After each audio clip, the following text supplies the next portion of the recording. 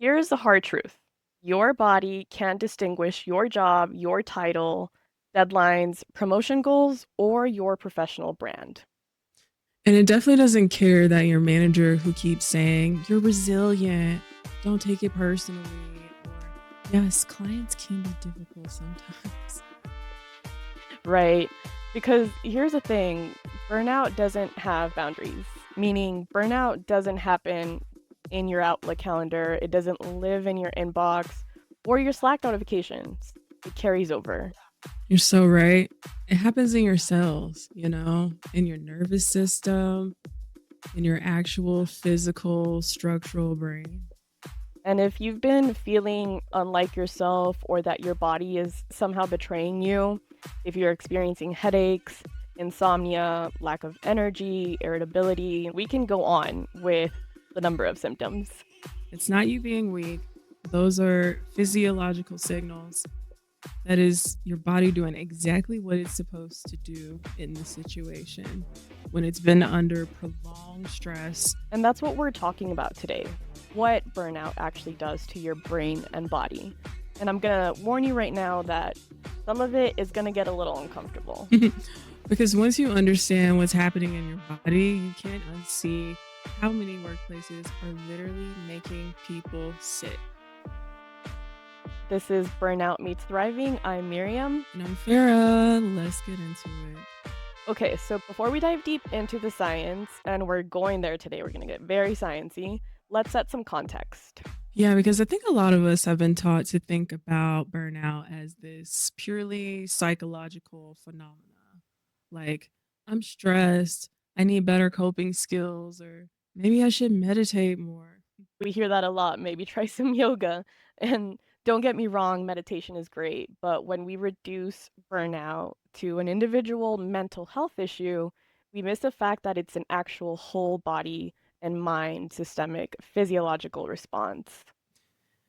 It's actually organizational pathophysiology, Yes, which that phrase is really important. We'll probably talk about it in future pods because burnout isn't just happening to your mind, it's happening in your body. We're talking about the connection between mind, body, and when it comes to the physiological responses around your cardiovascular system, your immune system, your endocrine system. so when your doctor says your blood pressure is up or you're getting more infections, your digestion is suddenly a mess, or that chronic illness that just won't go into remission keeps flaring, they're part of the same cascade that starts with chronic workplace stress, also known as burnout. And here's the part that really gets me: the systems that are causing burnout also impair our ability to change those systems. Say more about that. All right, so when you're in a state of chronic stress, your prefrontal cortex, the part of your brain responsible for executive functioning, strategic thinking, decision making, starts to malfunction or essentially just kind of go offline, right? So, meanwhile, your amygdala, your threat detection center, is in overdrive. So what I'm hearing is that this can look like you're less able to think clearly, advocate for yourself, or imagine alternatives when you need those skills the most. Exactly. It's a two-way street. It's really interesting to see these things play out. This toxic work system, it creates a physiological state that makes it harder to escape or change the harmful workplace situation. Most people, I mean, to be completely honest with you, feel stuck like they can't do anything. And honestly, it is all by design. I mean, I felt stuck. Mhm. I've been burnt out several times and definitely felt stuck. I felt Which stuck. is why which is why this can't just be about individual resilience, right? Whereas in Colorado, Miriam's in California, and yet we experience very similar situations. So now we're going to go into our next segment, which is in the trenches. All right, Farah. So I want to start with something that I hear constantly from people I work with, people I have worked with, and I myself experience this. You know, hearing things like, I don't know what's wrong with me. I used to be able to handle this. Why is this happening? and they keep pushing themselves through this. What do you think is happening there? Well, I felt this super hard when I was in corporate. Hell, I felt this as an undergraduate student. I'd have these moments where I'd be sitting at my desk, just staring at my screen and gradually feeling the brain fog settle in. I just could not make my brain do the thing that it needs to do when it needed to do it. Yeah, I've been in a similar situation, and it wasn't like I don't feel like working. It wasn't a laziness thing. It was very much like I'm having trouble accessing information in my brain. I'm feeling slower. My brain feels like dial-up modem from 1997, if you remember AOL, and how slow it used to be to start things up. My brain felt like that sometimes. And when this happened to me, I sometimes began questioning my abilities. And I think that's when we begin to internalize things, right? Oh, definitely. That's when we get super down ourselves, right? Like, personally, I would question myself, like, why can't I get through this mediocre task? It is so mediocre. Or why is it taking me so long to finish? This is not hard at all. How are my coworkers handling working 5 different roles at once? Like, so crazy. Mm-hmm. But I mean, I can imagine everyone else is probably also struggling and just performing the I'm fine very well, right? Like that's, I feel, the American workplace culture, and that's how it's gotten, right? Absolutely. I mean, gotten has kind of always been that way. It's definitely something I didn't understand back in the day. But now, from so much lived experience and my endless digging into the research, just because I know my brain was performing as it should when under that amount of prolonged stress. Mm-hmm. I like how both of our stories involved going to pursue a master's degree for something that we experienced. And so let's talk about that. What's happening in the body? I find that fascinating to actually learn the neuroscience, the physiology. And I know that you're an expert in that. So why don't you tell us? Well, let me get right into it. So, there's a nervous system stress response mechanism in the body.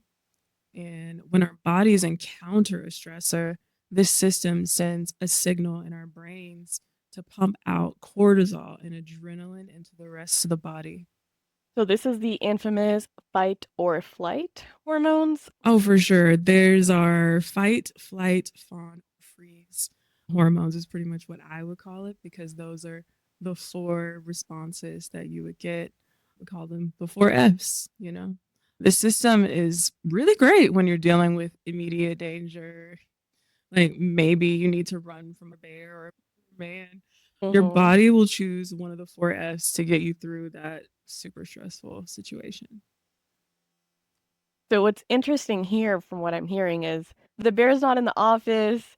So what's going on if immediate threat danger is being felt by the body, but the bear is not in our office? What's going on there? Hmm. Maybe the bear is the manager in the office, but the system never, really gets to reset or rest even. So your body starts producing cortisol, that good old stress hormone, on a Sunday when you're thinking about having to go into the workplace while hanging out with your dog. Like, that's wrong place and wrong time to be stressing out. Some Mhm. people, they get super stuck in this hyper activated or hyper vigilant state. Others, they deplete their cortisol response like altogether and can barely get out of bed or even fall asleep at night. This is really interesting. And this is where I want to flag something really important. Maybe the organization is the bear, but Yeah. when your boss, when the environment, when the leaders are saying, don't take things personally, your nervous system literally cannot comply. Like, Yeah. just because your boss tells you not to take things personally means that you can interrupt a physiological response, which is what Farah outlined here. So at this point, it's already a series of reactions in your body that very likely are stacking, right? And this is why it's crucial to call out the mind body as interconnected and not separate because they're talking to each other. There's a cascade of reactions in our bodies that is happening because of the perceived bear, which may be our boss, maybe our job, or other situations.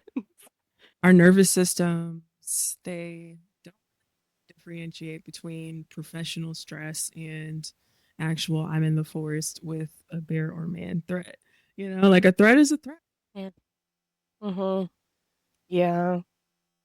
So if your environment where you're constantly monitoring for danger, for example, we've talked about psychological safety in our previous episodes, and this is where that comes in. Will I get yelled at in this meeting? Will my work be criticized? Am I going to get laid off? Am I getting fired today?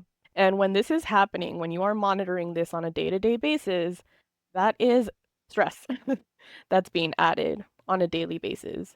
And these are things that can lead to your body being in survival mode.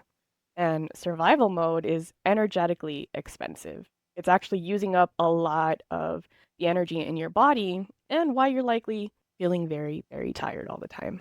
A helpful way to understand how this works in real life is to think through the constant layering of stressors and your body not getting the opportunity to rest and reset. So just think about like stacking things over and over and over.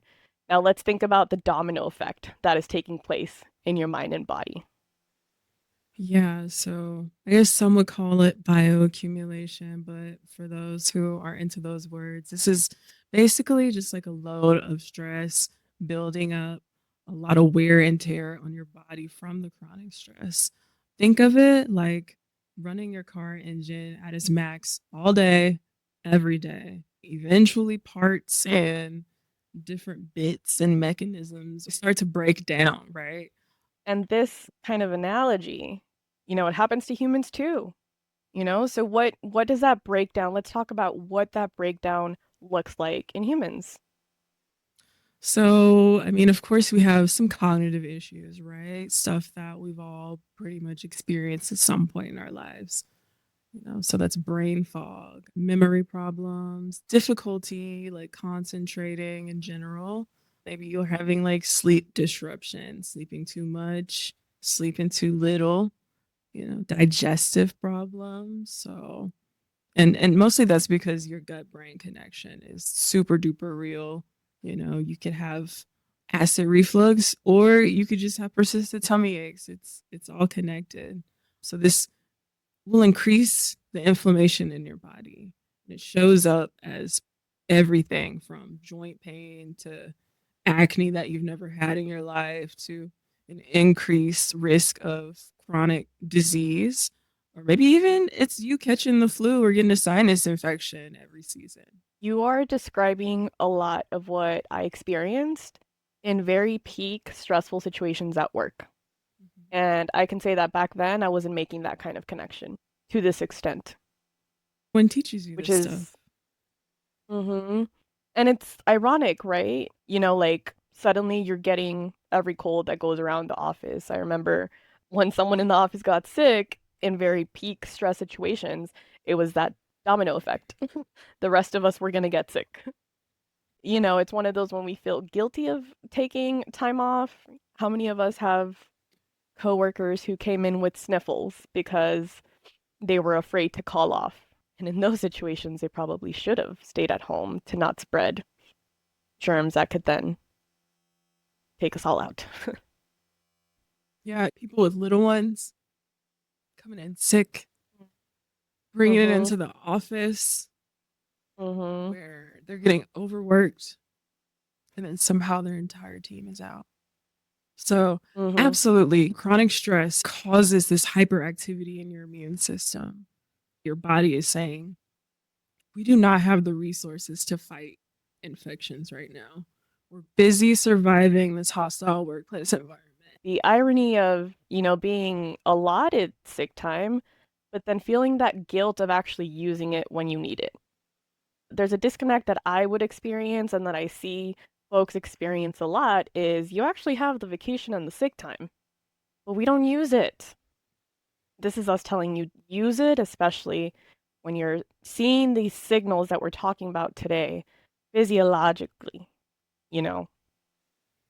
Yeah, definitely. This is where the just tough it out culture becomes actively harmful.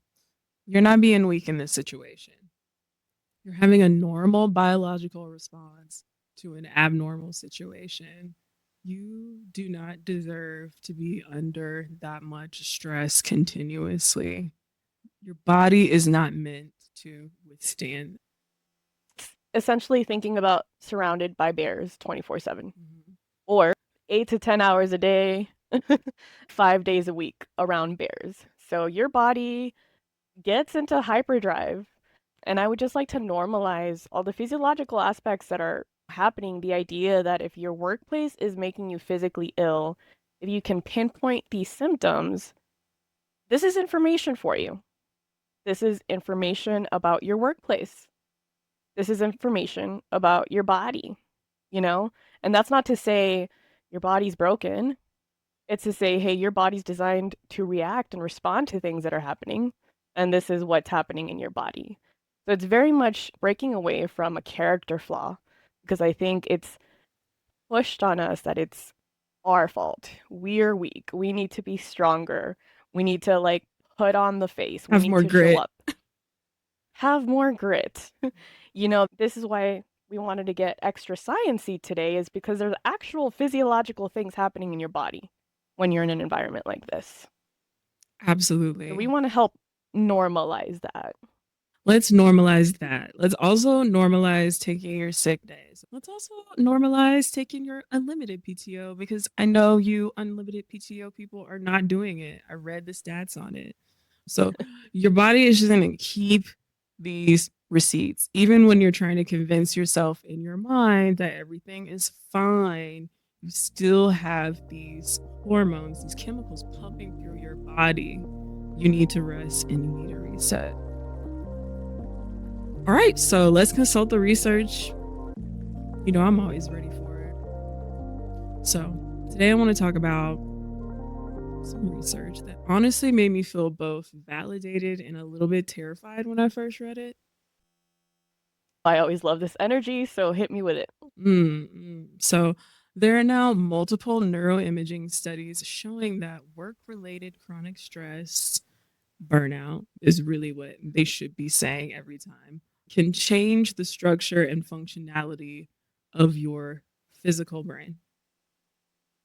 And we're actually talking about it's changing the shape and design of our brains, like neuroimaging, pictures of your brain showing actual differences in size and shape over time in under prolonged stress. Definitely. I can attest to saying this working in undergrad in Auburn's CAN lab. I had to look through a bunch of images of PTSD brains and see that there were actual structural differences. But we have researcher Amy Arneson at Yale. She's done extensive work on this space. So her findings showed that under chronic stress, the prefrontal cortex, your big fat forehead, can actually shrink in size. It's crazy. That's super crazy. It baffles my mind to actually understand what's happening. So it sounds like you have less access to your quote thoughtful, rational brain part and more activation in the everything is a threat brain part. So like you're perceiving the bear everywhere. Is am I hearing that correctly? Yeah, you're perceiving the bear everywhere all the time, pretty much nonstop. That sounds Yeah, until you let yourself tiring. rest and reset. But hey, the good news is that this isn't or doesn't have to be a permanent change, right? The brain is neuroplastic. So that means it can recover with time and intention. Emphasis on the time and intention, right? The changes under stress explain why many people have the mental, emotional, and physical symptoms that we see from burnout. Like snapping at people over tiny things.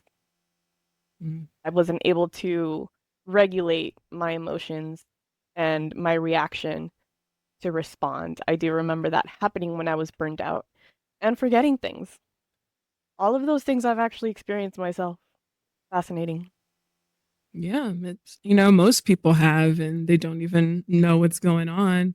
But this can, have you making decisions that you later regret. It's that taking work home kind of a thing that we've all heard, experienced, and seen with our own eyes at this point. It's also a feeling like you've lost your personality, or like one client told me, I used to feel so motivated to go to work, but now I feel depleted, and that attitude follows them home, right? Like they expected one thing from the role and got another. So lack of role clarity, leading to burnout, which is another episode, Mhm. but is what it is. Mhm. Mhm. Yeah, it sounds like her brain was doing what brains do under prolonged stress. Everything that we just talked about. And also, are you talking about me? This, I feel like this episode hits so much because I was in a severe burnout situation. I mean, And, you've been there, right. I've been there, so many other people have been there. This is why we have to talk about these things out loud instead of just staying in our individual silos, right? Like this stress affects our working memory centers, which like we need. I mean, it has working in the title of it, right? So like Mm-hmm. chronic exposure to these stress hormones can damage these neurons and neural pathways.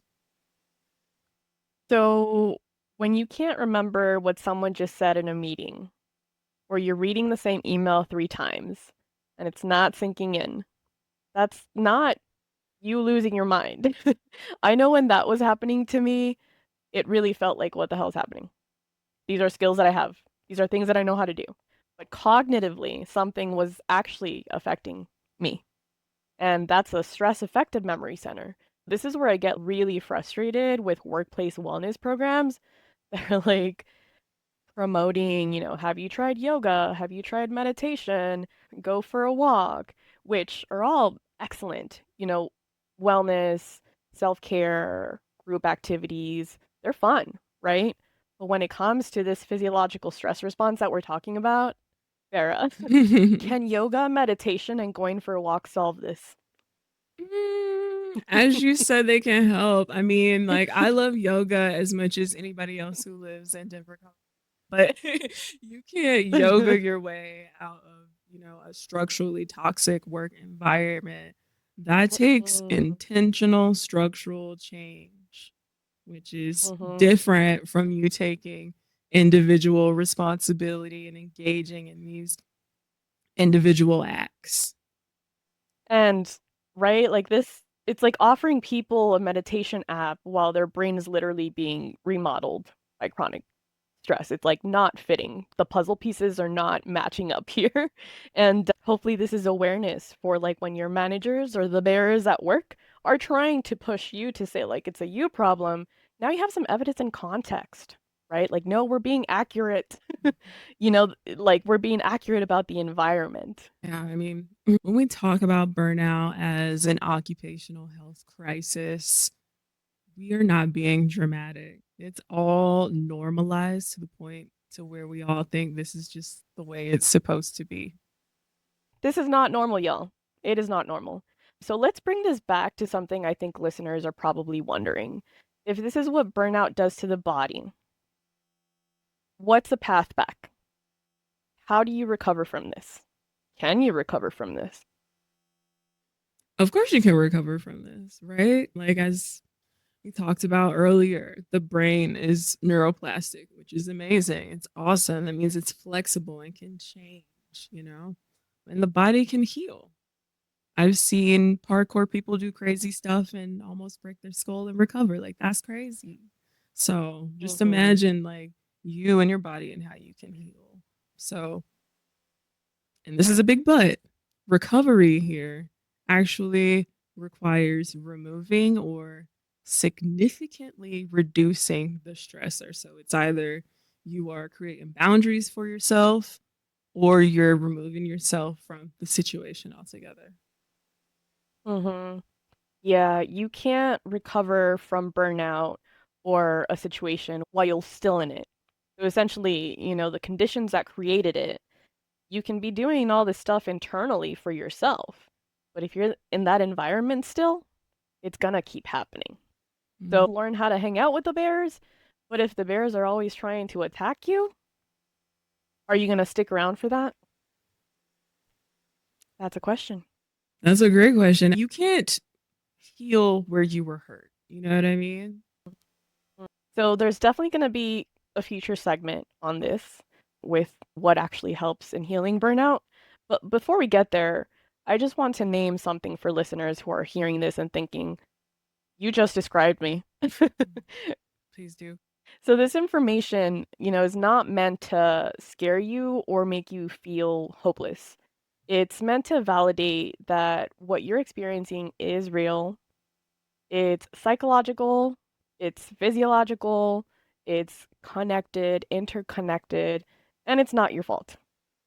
And there's so many things that you can do both individually and collectively to address this horrible epidemic of burnout.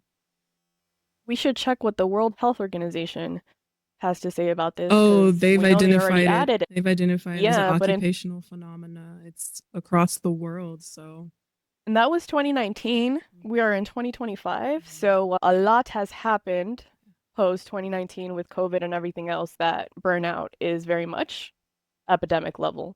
And that's why we have a podcast like this, because we want to be able to talk about, normalize, break the other normalized toxic environments so that you all have awareness and can strategize. So that takes us into our next segment, which is how do we strategize in this situation? So we've established that burnout is doing real measurable things to your body, your brain. Now let's talk about what actually helps improve a situation like this. and I want to be upfront about something here. There's a lot you can do for yourself, create boundaries, etc. But for it to all change, we gotta do something with the system. Right? So the breathing exercises, great. Keep doing them. Nervous system regulation is still something that we should do individually, but they will not fix a workplace that chronically overworks and undervalues its people. That is what you are experiencing. You are being chronically overworked and you are being undervalued, quite frankly, despite what they say. Organizations that do this to their people do not value their people. I would wager it is abuse. So what we need are And I both would levels, back that wager. right? It seems abusive. Like I don't know, Stockholm syndrome crawling back to Seems your a neck. little toxic. Yeah, yeah. So we need both levels of intervention, obviously, right? Like there's things you can do to support your own nervous system, like maybe some of the breathing exercises in my workbook. And then there's also larger systemic changes that we can make as a collective. hmm So let's start with that individual nervous system stuff because that's where people can take action today. Okay, so first, nervous system regulation. When you're in that hyper activated or hyper vigilant, like super duper anxious state that we talked about a bit earlier in the podcast, you can use these messages like, oh my God, my breathing has increased, or my heartbeat has increased, or why am I randomly sweating? You can use these signals hmm to see whether or not your body is feeling safe in these moments. I think because of that mind-body disconnect that the capitalist system promotes, there's no awareness. There's like kind of like a lack of awareness of what's happening. And so that embodiment, right, it's beyond the mental level.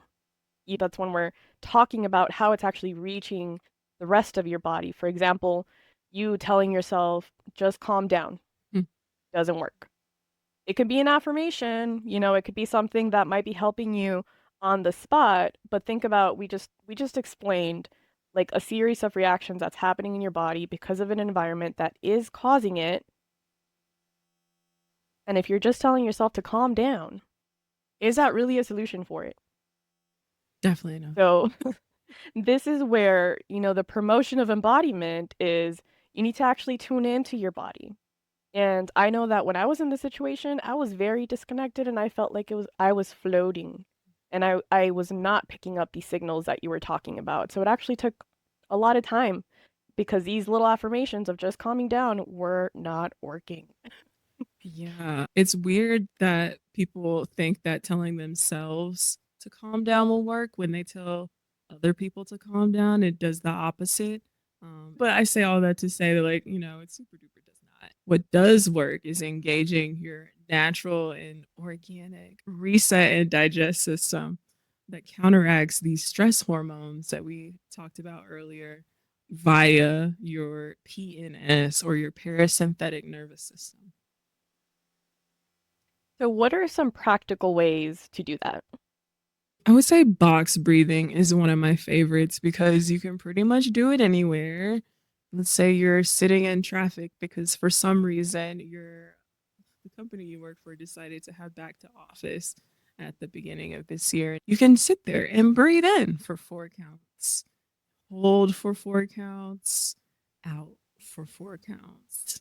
And then just repeat that 3 or more times until you feel your nervous system just kind of go, ah, once you Mm-hmm. start paying attention to it, because all these signals are just your body saying, hello, I'm here. Pay Mm-hmm. attention to It's me. asking for attention. Yes, it's totally asking for attention. It's, the box breathing is reminding me of, just another quick intervention. Listening to music initially when I was trying to do the breath work sometimes can be very difficult when you're in a stressful situation. Music for me as a musician really pulls me into regulation, nervous system regulation. So that's just another idea that I want to put in here is there's different things that you can try that work for you. One of the things that I do, I have a couple of songs that I do box breathing to. And so there are times when I need it. I'm like, let's play that jam. And I love music, so it wakes me up in a very, very different state. And that's really kind of like how you said, where you can actually feel a big difference of relaxing and letting go. But I will say that breathing is key with the vagus nerve, like that long exhale, the belly breaths that we talk about. Times it helps to actually put your hand in your chest, in your belly, to actually feel your chest rise, your belly rise, so that you can actually have that connection back to your body. For me, the music helps. It makes it fun, release the stress. Oh, yeah, music can transform a space, which means it can transform your feelings. Like it's frequency, right? So, Mm-hmm. these breathing patterns where the exhale is longer than the inhale will help you shift into a calmer state. So, one of my favorites is 4 in, hold for 6, and exhale for 8. An inhale for 4 and an exhale for 8, like a double. And just keep that going. And that is a different release from the other breathing patterns, which is so interesting to me, right? Like it Mm-hmm. all, Mm-hmm. plays on the same system, the PNS, but you breathe differently and you feel differently. See, we don't hate Mm-hmm. yoga, y'all. No, no, we don't. We love it. I just don't think that it should be the solution for a broken system. Yeah, And I agreed. feel like that's what employers do. It's like, let's throw you a pizza party and everything will be all better. Mm, no. I also love body scans. I'm gonna give a big shout out to my old therapist for this. She was an amazing guide for body scans. So, especially for people who are really dissociated from their physical sensations. And when I was at the peak of my burnout, I felt like I was floating. I was very disconnected from my body. I couldn't tell, the infamous, where do you feel that in your body? I couldn't tell. That's how disconnected I was with my body. My old EMDR therapist used to do this at the beginning of our sessions. And when I tell you how much grounding that provided to me, I really wanted her to actually record it so that we can share it and I can share it with people because essentially body scan is someone or you can guide yourself through essentially from top to bottom, bottom to top, going through all of your body, scanning your body so that there's awareness of what you're feeling, sensing, hearing across your body. So it's really picking up that awareness. For me, it really helps when someone is guiding you through it. In which case, if you don't have a great therapist that can guide you through that, YouTube has a lot of wonderful body scans that you can try out in situations like this because it really moves you through your body and your body areas to put focus in that area.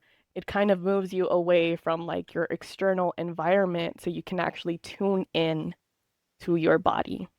So if you haven't tried body scanning, I think that's another one that I would highly recommend. Yeah, body scanning is great. And also shout out to all therapists, the Blessings. ones Right, the right. ones that educate themselves on intersectionality, the ones that understand that the methods that they were taught are only part of the story. Shout out to y'all. Y'all are great. So the ones doing decolonial therapy. Decolonizing Uh-huh. the therapeutic process. So, like, Yeah. basically what you were saying, like, when you've been pushing through for like super long, you are outside of your body, which is a term a lot of people use, disassociated, from yourself. You kind of just stop noticing what your body is telling you until you start bleeding out of orifices and until you start seeing it with your own eyes. And at that point, your body is just like pushing it at you, like so like I'm yeah, laughing. body scanning can help with that, right? Like if you do that regularly, then it's a preventative measure for getting, to that ultimate burnout place that you could get to. Consciously releasing some of that tension when you're not aware of it is just wild. I remember there was times where I was holding my breath when I was doing the embodiment work and trying to come back to my body. That's when I started realizing that I'm doing shallow breathing and then I was holding my breath. And I remember obviously having a lot of tension in my back. And these are all things that like I think we've normalized with like this is just what happens. This is a day to day. I went to work. It was a stressful day. And like that's kind of like the norm. But I think we would really like to drive that this is not the norm. And here's information and signals for you so that you can actually start thinking about it yourself, feeling it yourself, witnessing it yourself. Yeah, like clenching your jaw for way too long. That's something that a lot of people do and don't realize that they're doing. They have these TMJ issues and they're like, how did this happen? I remember the first time I had TMJ, I told my dentist, and my dentist was like, do you need anxiety meds? Thinking They like, yeah, the know. dentists know, right? Like, talk to your dentist. So there's also this thing called micro movements that I think is accessible for people who are like sitting at desks all day, right?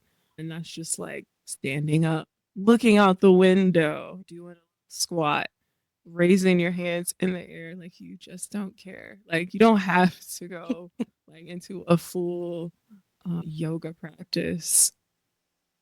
Mhm.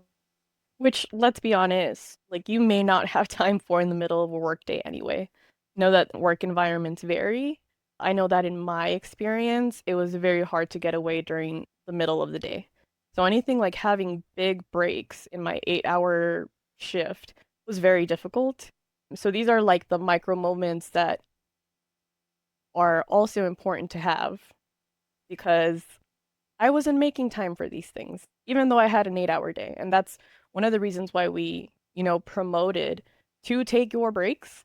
So take your pay time off, take your sick time, take your vacation, but also take your daily breaks, y'all. I was not taking my breaks. I was in a salaried position. So this is another thing where like labor laws in future episode we can talk about more of these things. In California, there are labor laws where you're supposed to have breaks. But then we work in environments where people don't take their breaks, where people are eating through their lunches. I worked in an environment where people would apologize when they were eating lunch in a meeting. Like, I'm sorry, this is the only time that I can stuff food in my face. Toxic. Very, very toxic. So, again, not having to do a full yoga practice in the middle of the day, but definitely these little things over time help. That's something that helped me to start incorporating some of these little micro things during my day instead of waiting. And I think, Farah, you said it earlier, where we have to be intentional. about this, right? Like if we are not leading ourselves through this, it can be very hard to actually get on top or do any of this healing process if we're not intentional about doing these little things for ourselves as well. I mean, definitely. You have to like take the initiative to help yourself at some point, right? You spend all day helping your company make money. Why not help yourself, help your body feel better, help your mind feel better? You can do these small movements, even like shoulder rolls or like a neck stretch, even works, just like wiggling your fingers and toes. All of these little micro movements help in the Mm-hmm. awareness of your body. So just doing them will help you later on, down the line, when maybe you might start actually experiencing worse burnout or burnout in general. And that's why all this is just so important. Awareness. The awareness, the movement, all of that helps stress hormones through your system instead of just letting them sit there and marinate and get worse. These little intentional self-care interventions, I like to call them interventions because that's really what you're doing, right?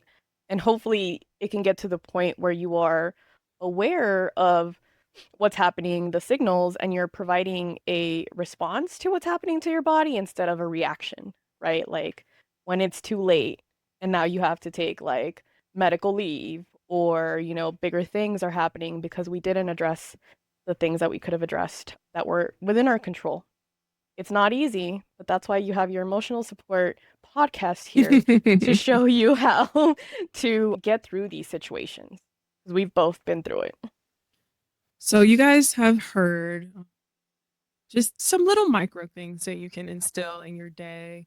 Make it a little micro habit, your shoulders when you're sitting at your desk. These are mindful exercises, but we're not going to confuse mindfulness with this is your fault and you heal through these mindfulness things. That's not what mindfulness is for. It's for awareness. So let's wrap it up. We've covered a lot today. Farra, what do you want listeners to take away from this conversation? I want people to understand that if you're experiencing any of these physical symptoms, maybe headache, tummy aches, not sleeping, getting sick literally every season, you may just be dismissing this as just stress, or maybe it's like in your head, or like they're not in your head, they're in your body, and it's all responding to real conditions, real stress. Which means, again, y'all, you're not weak, you are not broken, you are having a normal and appropriate human response to an abnormal situation, despite all the efforts to normalize this experience for workers and laborers. It is not normal for humans. And the solution is not just to become more resilient. You can't resilient yourself out of stress. The solution is to change the situation. Or, if you can't change your situation, you can change how you react and behave in this situation, right? That gives you an upper hand every time. Whether you're changing your relationship to your work, so like boundaries or whatever, whether you're switching jobs, no, your boss is just so toxic that nothing will help the situation, or it might be organizing with others to change workplace conditions, whether it's within your workplace or in your city, local, statewide orgs. Like, you can make a difference. All of the above. All right, so what do you want people to take away from this episode? I think I want people to give themselves permission to take their physical symptoms seriously as information about their work environment and to have the empowerment to actually do something about it and the confidence and awareness to be able to change. We said it once, it's abuse in its highest form because we've all been programmed to believe it's normal to be exhausted all the time and give your life to your workplace or to the hustle culture of it all. Like, don't blame yourself for eventually breaking down at some point. Like, blame the system. Mm-hmm. And, to stop aspiring to be the person who can handle everything. It's a paradigm shift. It's a perspective shift. And it's recognizing all these signals and what they can be causing in your life. Because what we're calling, quote, handling it, quote, is often just like slowly destroying yourself. And I can vouch for the fact that over time it destroyed me. Yes. So what I'm hearing is that you want people to walk away with boundaries. Okay, I love that. All right, so make sure you're getting curious about what's going on in your body. You can write down and reflect, like during your micro movement, micro habit. What comes up, write it down. Maybe it's just a color, a word, whatever. And remember, if you're seeking some burnout support, you can find me online at burnoutsupportsociety.com, and I'll give you a free 15-minute consultation. And Miss Farra here will definitely help you. You've already helped me out so much. Take that up, y'all. Take it up. You will change your life. If you want to share what came up for you, tag us on social media. We're at Burnout Meets Thriving on Instagram, LinkedIn, and YouTube. And you can find the rest of our socials in the description of this episode.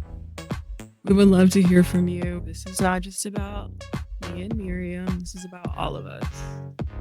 Yeah, we want to hear about your life experiences, how this is resonating. And for the next episode, we're going to talk about the types of leaders who create and perpetuate burnout cultures.